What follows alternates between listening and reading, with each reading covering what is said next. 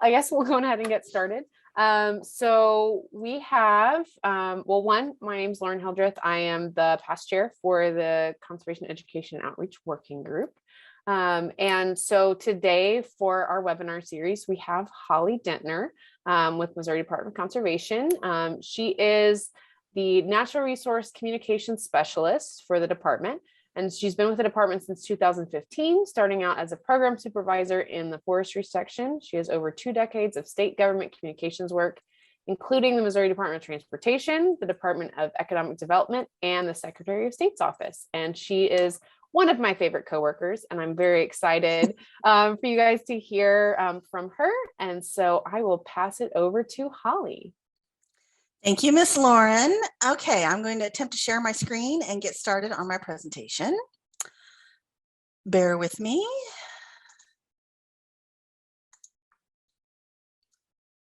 Okay, Lauren, can you let me know that you see my slideshow? Yes, I can see your slides. Okay, great. I'll get started then. Okay, everybody, good afternoon. Thank you for tuning in. As Lauren said, my name is Holly Dentner, and I work for the Missouri Department of Conservation. I have worked here for almost 7 years. It's hard to believe. One thing I'd like to note is that I am not a wildlife biologist. I do not have a background in natural resources. I am a English major from back in the day. I have a bachelor and a master's degree in English. And as Lauren said, I have 24 years of state government communications and public information experience. When I graduated from college, I thought I would be a professor at a university or a college, and then realized it wasn't quite my deal. So somehow I landed in state communications and have really enjoyed it for over 2 decades. Hard to believe. So I'm calling this presentation Trash Pandas and Mountain Lions, What Conservation Communication is Really Like. And I've called it that because sometimes seems like we spend a lot of our time at a state agency telling people how to keep raccoons out of the trash, or trying to convince them that the house cat in their backyard wasn't a mountain lion. And handling those calls can sometimes feel like a waste of time. But ultimately, as a state agency, we have a responsibility to the public to provide them with those answers. Customer service, communication, and outreach is a critical part of our work. All right. There we go. Sorry for the pause. I had to figure out how to switch slides. Today's agenda. During today's talk, I'm going to talk about less of the educational aspect of outreach and more about the communications, because that is my specialty area. So today we're going to talk about the role of state agencies in conservation communication, why communication is important for people who have made wildlife or forestry or natural resources work their career. And then I'll finish up with a case study of some work we're doing here in Missouri to reach the yaya audience, which yaya stands for youth and young adult. First, though, a little bit about the Department of Conservation. Our mission is to protect and manage the fish, forest, and wildlife resources of the state, to facilitate and provide opportunities for all citizens to use, enjoy, and learn about those resources. A few years ago, we embarked on a new strategic plan effort that would help us set benchmarks for the work we do. And part of that planning meant that we wanted kind of 3 overarching goals that any Missourian could understand, very simple terminology. And they are that MDC takes care of nature. And this means that Missouri has healthy land, healthy water and forest, and sustainable fish and wildlife. MDC connects people with nature. And this means that Missourians have places to go to enjoy nature, and Missourians value that nature. And then finally, the MDC maintains the public trust. So this means that Missourians are confident that their investments are used wisely, and Missouri is a recognized leader in conservation. So before we get too into the weeds with communication stuff, I do want to give you a quick summary, a little bit more detail about the department. We were formed in 1937 through a citizen-led effort to restore fish, forest, and wildlife populations in the state. And for the first 40 years, we were primarily funded through hunting and fishing and trapping permit sales.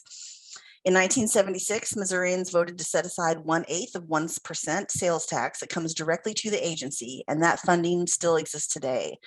That means that for every $8 spent on taxable items, we get 1 penny.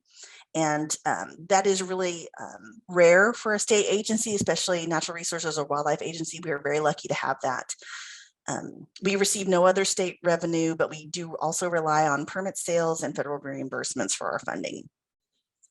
Another interesting aspect for our department is that we are governed by a four-member commission that those folks are appointed directly by the governor. And so while we work closely with our state legislature, and we certainly want them to know what we do and how we serve the state, we want to develop good contacts with them, but ultimately the legislature does not have the final say in how our budget is spent or how we are staffed or what our projects are. That is the role of our commission. So that kind of consistent funding and non-political structure and a very supportive public means that Missouri has been able to become a leader in conservation in the country. The department manages more than 975,000 acres throughout the state, and about 63% of that is forested. We have a broad diversity of plant and animal communities. We've got glades, prairies, woodlands, wetlands, lots of caves, lots of rivers and streams. We manage river accesses and fish hatcheries, and we have a state forest nursery that sells about 3 to 4 million seedlings every year. Our protection branch includes conservation agents who really have the day-to-day interactions with the public. They recently added 5 canine units to their team, and they are extremely popular at school programs and fairs, and extremely popular with me because I love dogs. But they are also doing their fair share of real conservation work. We just heard yesterday about a county sheriff's department who had spent all day looking for someone who had died by suicide in the woods. And as it was getting dark, they called the conservation handler that had the canine, and he took his dog to the woods and located that person's body in 15 minutes, which is just amazing, and just shows how good those dogs are at what they do. We also have a community and private lands branch that focuses on helping landowners manage their property, but they also focus on community conservation and urban forestry too. So those staff are working to increase green space and tree canopy in urban areas, which is also a particular interest of mine. Our science branch is doing the research, and they're working on conservation or species of conservation concern, managing the spread of chronic wasting disease, tracking the avian influenza that's unfortunately spreading through the state right now. They study our growing bear and elk populations and provide our commission with the information they need to shape the hunting and fishing seasons and other wildlife regulations. And we also have an education branch that runs all our shooting ranges, nature centers, and public training and workshops. And they also develop curriculum that's available to schools throughout the state. I am part of the communications branch, and we manage the department's news media relations. We maintain all of our social media. We have a full production team that can capture photography, sound, video. We produce a monthly magazine that is sent for free to over 500,000 Missouri households. And we produce a monthly podcast called Nature Boost. I would highly encourage you all to subscribe and enjoy. And we maintain the department's website and formulate communication and marketing plans. So as a communications staff person for a state conservation agency, it is my job to help you tell the important stories people need to hear about what you do.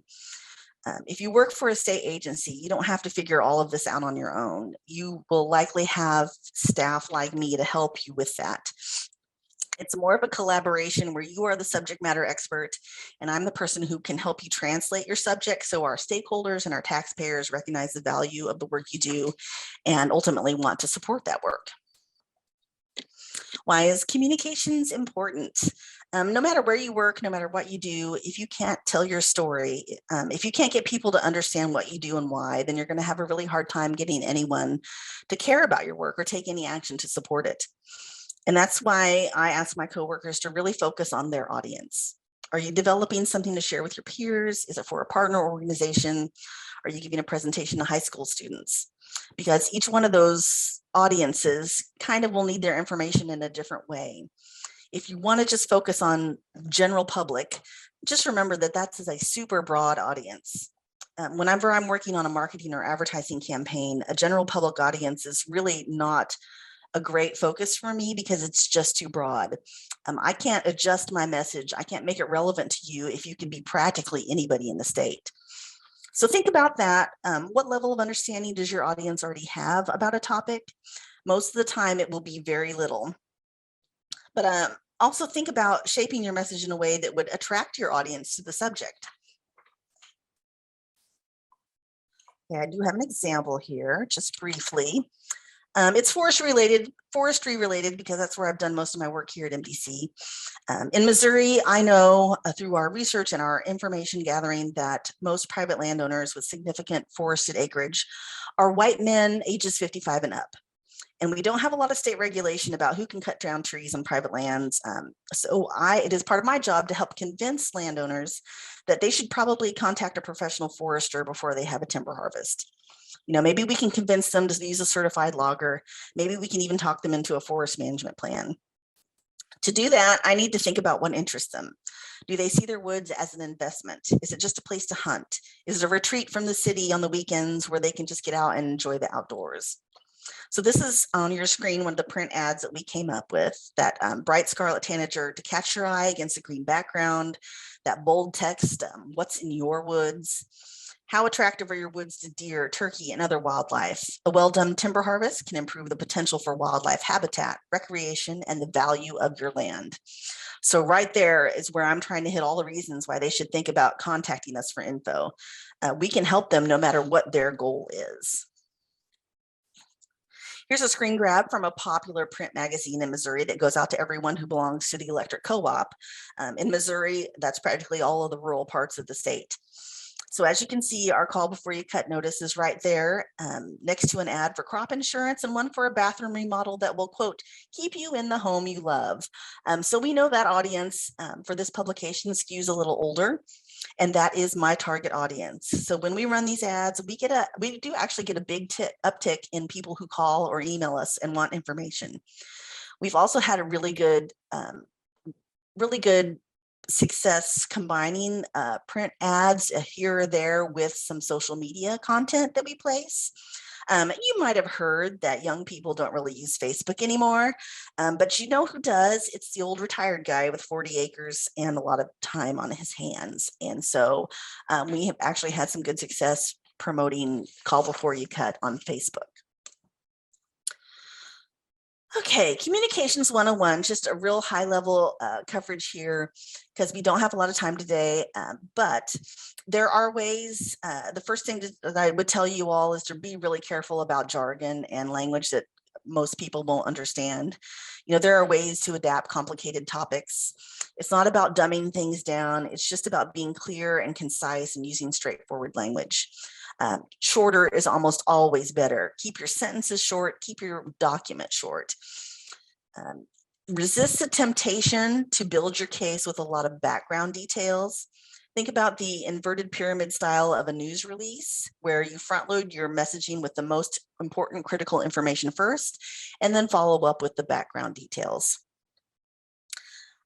Always think about what's the ask and what's in it for the audience. What can you lead with that will pull them in and make them want to continue reading or listening or watching? Because once you've got them engaged, you can fill them in with the things that you want them to know. You also need to give some thought about the best way to deliver your message. As you know, for state agency, we have lots of different methods to do that, whether it's Twitter or Facebook or Instagram or any kind of social media outlet, or if it's a more traditional news release. We have a Gov delivery system where we can email people who subscribe to get messages from us, email or text at this point. So we have lots of good opportunities. Maybe you want to set up a presentation at one of the local nonprofits or community organizations to tell them about what you do as a state agency. Just give some thought to how you deliver that message. And I do have an avian flu outreach example here. In late January, we knew we needed to gear up in case avian influenza started spreading into Missouri, and indeed it has, unfortunately. Our state veterinarian was really concerned about how to alert wildlife rehabilitators, knowing that in the past they tend to overlook letters that come in the mail, as a lot of us do. So our solution as our initial outreach to them was this oversized postcard that just had a bright, bold image and a message. And this was an 8.5 by 5 postcard that we just had printed at Staples on heavy cardstock for maybe $100 for a nice big stack. It wasn't a difficult job to get done. There is a lot of information on that card, I won't lie, and maybe a little bit too much in my opinion. But we had to make sure that we emphasized how critical it was for the rehabbers to be on the lookout for sick birds, and to emphasize how important it was for them to handle them safely. Okay, now I want to shift gears and give you an example of how we are reaching new audiences. If you didn't already know, fish and wildlife agencies are facing an ever-growing challenge of maintaining, let alone growing users and people interested in the outdoors. The last 2 years of COVID had taught us that people will still clamor for outdoor space. People across the country, as you know, were flocking to state parks and conservation areas and other outdoor spaces during the summer of 2020. That boost in interest showcases the need for natural resource agencies to be nimbler and more adaptive. And so for us, we joined forces with the Nevada Department of Wildlife to figure out how we could do that. So I've got a couple quotes up here on the screen just to set the stage. You know, we have a powerful potential in our youth, and we must have the courage to change old ideas and practices so that we may direct their power toward good ends. We need new ideas to keep us relevant. Let's see what college students can teach us about connecting with them in ways that really matter. So the college connection. Like I said, we partnered with the Nevada Department of Wildlife and the University of Missouri School of Journalism to focus on how we can be more relevant to college age people. How can we engage them? How can we connect them to conservation and make our work relevant to them? Because they aren't interested in typical consumptive use activities. We need to be able to be flexible and branch out to meet some of their interests and needs. The J School in Columbia at University of Missouri is a really strong institution. They do excellent work there, and they have their own premier full service advertising team of students called the Mojo Ad class or the Mojo Ad Agency. They have in the past worked with Ocean Spray and Chevrolet and other national clients, and Conservation Relevancy was their major client for the 2019-2020 school year. The students are part of the, like I said, the Mojo Ad Agency, and their first task for us was to research and develop consumer insights. They worked on brand strategy, developed fully integrative creative and media solutions, and really tried to focus on how we could reach and market to 18 to 24-year-old youth and young adults. They called that audience the yayas. We didn't come up with that ourselves. That's their terminology. So who are the yayas? They are 18 to 24-year-olds. They're in a pivotal stage in their life, either in college or as young professionals just starting out and making their way in the world. They care profoundly about social issues and environmental issues, and their values are a key factor to how they spend their time and money. And this was all research collated for us by the ad agency through focus groups and other surveying and information like that. Digging deeper on the yayas, the demographic is a crucial one for any state agency wishing to make an impact on the next big generation. There are 31 million. Yeah, 31 million yayas. I thought it was a B or M. 31 million yayas in the United States, and they have an aggregate income of $463 billion. So this group has a strong market impact. How they interact with nature, what level of attention they give to conservation causes, that will shape how we as a state agency can do business. So most of them lead very busy lives. 80% of them reported feeling burnt out at one time or another. They're looking for ways to help them relax. 72% said they participate in self-care activities at least once a week. And 98% said that they care about environmental conservation. 98%, that means we already know that they'll be receptive to our messaging. Also important to note that 65% noted that they were motivated to spend time with friends and family. So when working with the Mojo Ad Agency, they were working during the 2019-2020 classroom year, and that was, of course, their final presentation to us was in March of, or maybe May or April or May of 2020, which was, of course, when COVID hit. The pandemic limited a lot of our ability to interact with them and formulate our work, but they had split up into 3 teams who developed 3 final pitches for us. The one we found most successful was called Never Lose Touch, and you can see the logo on your screen. This is the pitch they developed. And we really love the simplicity and symbolism of this design. Those round circles could be tree rings or a fingerprint or rippling water or even a target. So why call it Never Lose Touch? We wanted to create a connection to the memories of spending time outdoors as children. Nostalgia has been shown to counteract loneliness, boredom, and anxiety. How many times have you sat around with family or friends and talked about the good old days and reminisced about fun times you've had in the past? Or the research that our ad agency did showed that 87% of yayas spent time outdoors as kids, and 68% feel nostalgic when they think about those times. So nostalgia by nature as a concept, seeking to remind yayas of that sense of deja vu, of reminiscing, of seeking that familiarity, getting in touch with their memories. That's the connection we want to make when we talk about being outdoors with them. You might be wondering how we connect this kind of effort to our work as a state conservation agency. And it really is easy because we have made it a part of our department's strategic plan. This is really important to us to connect with non-traditional audiences and be relevant to the new generations. It's part of our jobs to develop strategies to make nature and conservation relevant. And so to showcase the importance of nature, particularly in our state's economic vitality and quality of life, and then by making that an emphasis, increasing support for conservation. So on your screen, you'll see the specific action in our strategic plan related to that effort. Beginning in FY21, we are implementing a multi-year statewide marketing campaign targeting youth and young adults to connect or reconnect them with nature and provide conservation engagement opportunities. The Mojo Group presented their results to us, like I said, right at the beginning of the pandemic. So launching the campaign has been a little bit different from what we hoped. We have a marketing budget to place advertising. Fortunately, like I said, with the sales tax, conservation sales tax, and other revenue, we had budgeted $100,000 to launch this campaign through placed and promoted posts on social media and venues like that, which we are really fortunate to be able to do that because it really helps us target an audience and reach the people that we want to reach. We created a landing page for the campaign and focused our messaging on connecting with nature, health, learning opportunities, volunteer opportunities, and even combining technology and music with your outdoor experiences. Our plan was to launch a paid campaign in April 2021 as the first phase, and then reevaluate our options based on whatever the COVID situation was going to be.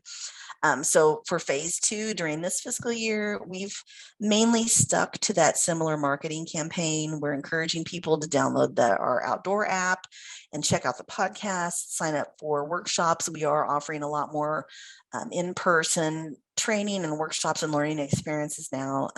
Still offer a lot of virtual opportunities as well. So trying to focus on that in lieu of in-person big crowd events that were originally part of our plan. Moving the needle, how are we measuring our success? Part of that is landing page visits, downloads of our podcast, which is specifically designed to attract a younger audience. Downloads of our Mo Outdoor app. Like I said, that's our app that lets people find a conservation area or a conservation activity near them. And then we're tracking people in our target demographic who sign up for and attend MDC events. And we get that data from surveys sent to participants after those events. I don't have any metrics to share with you today. We're trying to get our second wave of the campaign done before we collect that. But the big picture is that ultimately, we do our agency does a conservation monitor survey on a regular basis, and we hope to see a shift in the data there, that more younger people are interested in taking an opportunity to voice their opinions and tell us if they care about conservation. Our team approach. This isn't just a communication branch effort or just something that a few people in our department are focused on. Our communication team has worked, pulled together to place our Never Lose Touch content online and in our magazine, at public events, on social media. And we've worked with our education staff and our relevancy staff who coordinate workshops and learning opportunities and volunteer opportunities. And we would really like to expand to other state agencies and partner groups too. Maybe hook up with folks with the Department of Health who are offering some sort of health screenings, or our Department of Natural Resources who manage all of the state parks. If they have like a trash cleanup, can we be a part of that to kind of organize and share our Never Lose Touch messaging? Just trying to find ways to meet people where they are and share these messages with them. So I do have a few graphics to show you to kind of illustrate what this campaign looks like. This is our landing page on our website, and that is a graphic that the Mojo advertising team designed for us. A lot of the graphics that they created were a photograph, a really nice photograph with a cool line drawing over it. These are some screen grabs from some of the winter content we posted. We have spring and summer and winter, different topics for those content, for those seasons, excuse me. So for the winter content, we were sharing information on stargazing, spotting eagles, how to tap a maple tree for syrup. And even we have a link to a winter comfort playlist on Spotify. So we give them all sorts of opportunities there. These are some of our print ads we've run in our magazine. And then over on the right, you'll see an Instagram contest that we had last year for asking people to tell us how and where they connect with nature.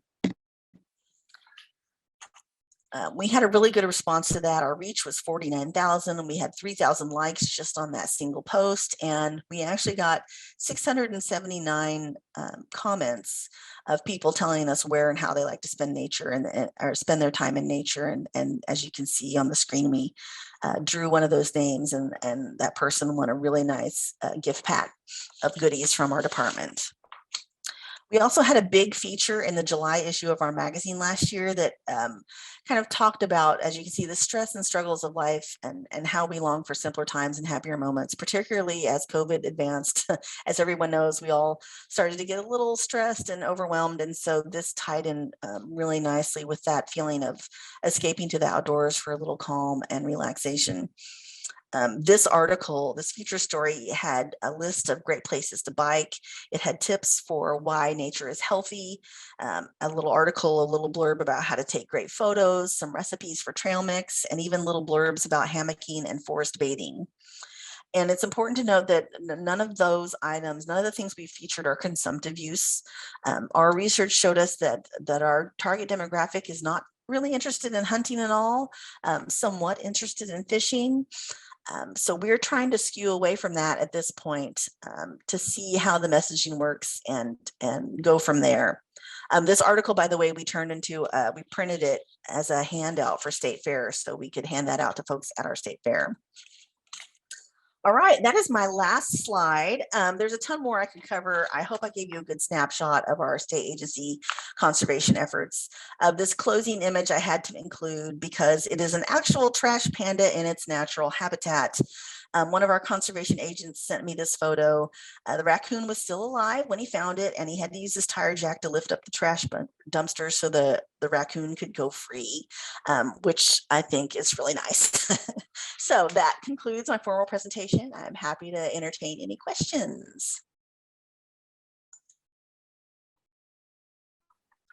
All right, at the moment, there are no questions in chat and none in Q&A. Do any of our kind of board members have any questions that they would like to ask? Yeah, I do, Lauren. I'll just go ahead and unmute.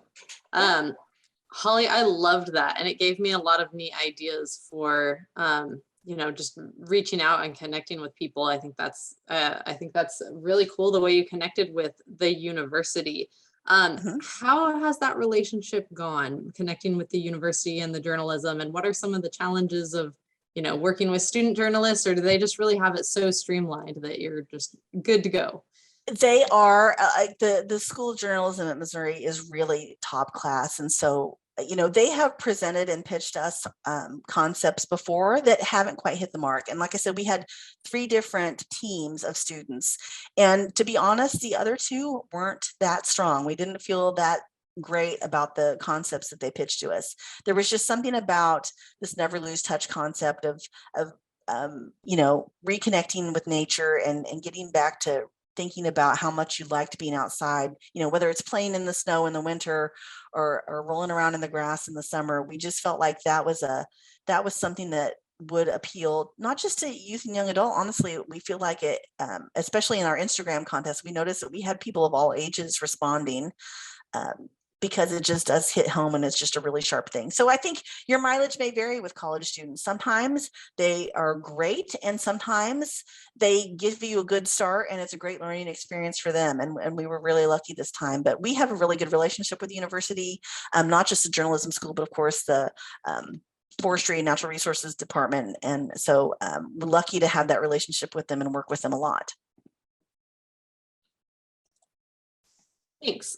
This is a related question just because I think your Never Lose Touch campaign is so cool. Is this something that y'all have shared like with AFWA or desire to expand to other state agencies? Because I could see it, you know, kind of, it's neat that you've got the whole setup with it and it could trend and become bigger, or what are the thoughts on expanding and where to go next? Absolutely. We would love to do that.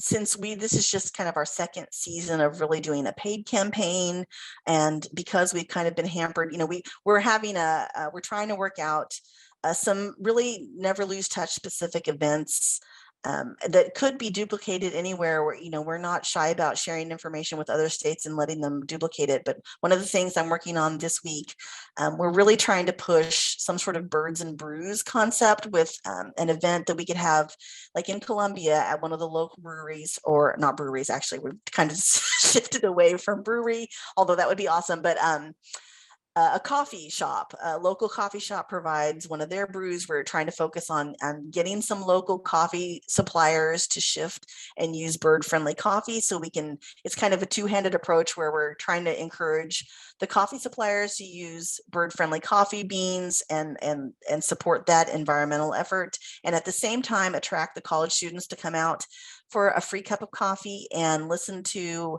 us talk about why supporting a sustainable bird population can really help the environment, and be an interesting thing for them to do. If they're interested in bird watching or doing something to get out in nature, we can take them on a hike or something like that. So any of that can be duplicated at any state agency that I think that's interested in doing it, because it's not specific to, you know, consumptive use or particular activity. It can really be duplicated anywhere. Thanks. I have one more question. Sorry, Lauren, I don't mean to hog everything if there's another one out there, but this is a true extension type question. As far as what are your plans for, or do you have plans for evaluation and kind of tracking over time, like how many people you're reaching? You know, if you go to a coffee shop and people show up, how do you tell with, you know, the next year you get some increase in state park attendance, and did those come from that or from something else? Yeah, it is difficult to tie down some of that. For our paid campaigns on digital media, gets lots of data about who's clicking on the links and who's, you know, clicking on our website on the landing page or going to our app or downloading the podcast. We get a pretty good data there, but in terms of, you know, we can't obviously directly tie someone coming to an event and then shifting their thought perception or supporting, you know, there are metrics we can use and stuff that we just have to, I'm losing my train of thought, but stuff that we just have to take for granted that, you know, we're having some influence there. And if we have a Birds and Brews event and do it again next fall, and we want to do one in the fall this year. If we have another one in the spring and we get twice as many people there, that would be fantastic. But we'll just have to wait and see. I think too, Holly, to add to that, within our department, we're also doing a lot of how do we define success work, not just with communications work, but with a lot of our management practices. And so what does success look like?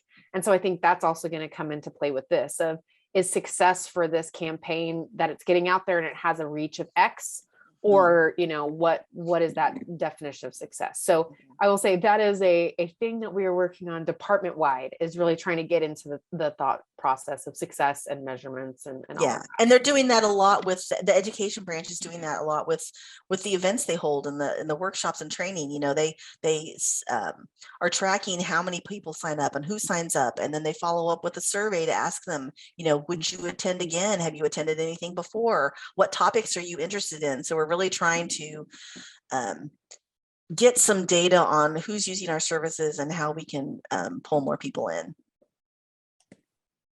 Great, thank you. I certainly don't know the right answer to that question either. So it's neat to see what y'all are doing. What platform do you find is the most productive for that age?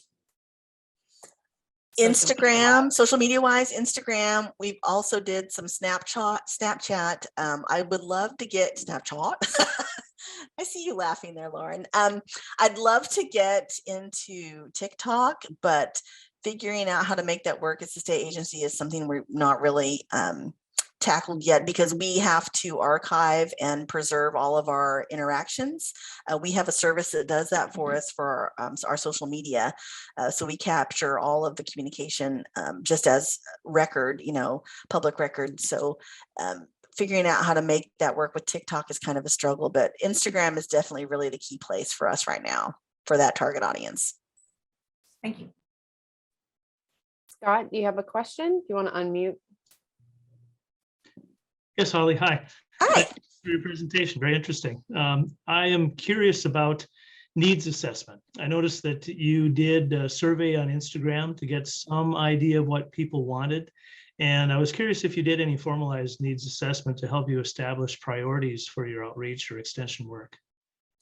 We have, in fact, specific to this campaign, we have tons of data that the ad agency that at the journalism school actually did for us.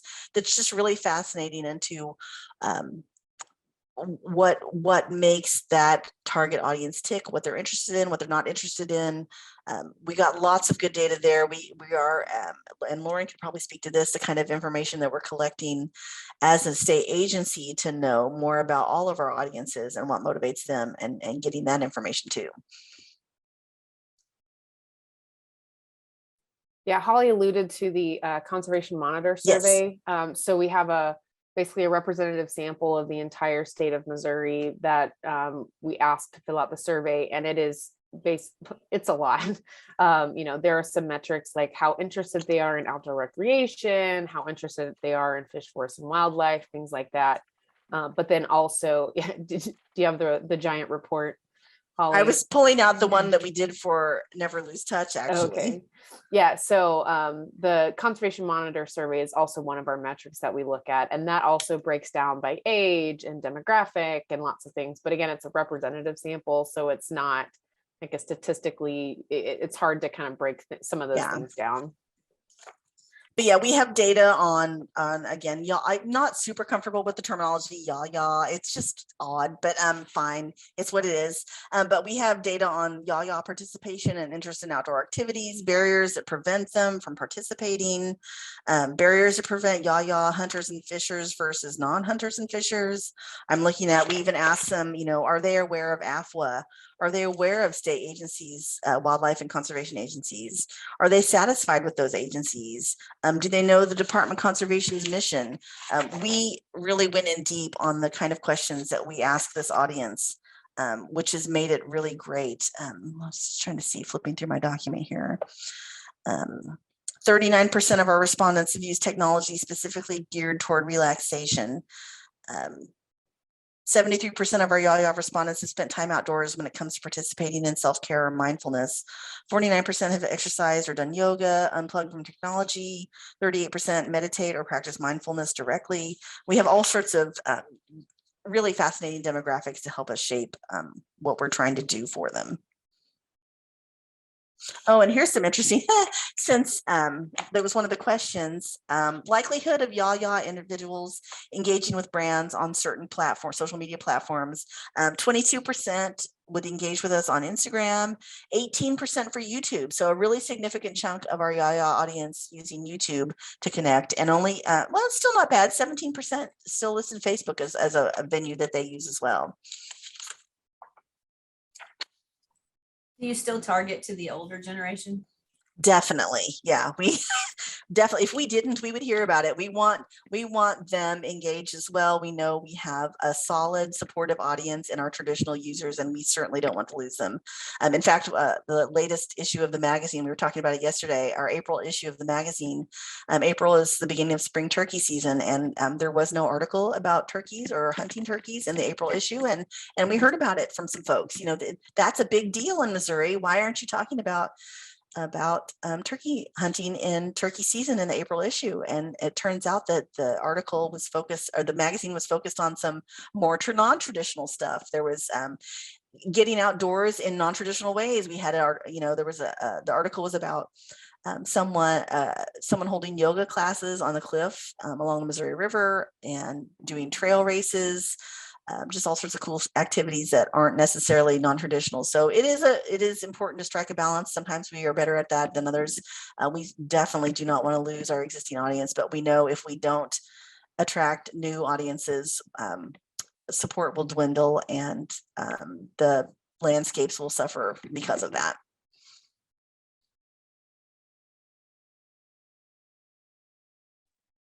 Great questions. Any other questions for Holly?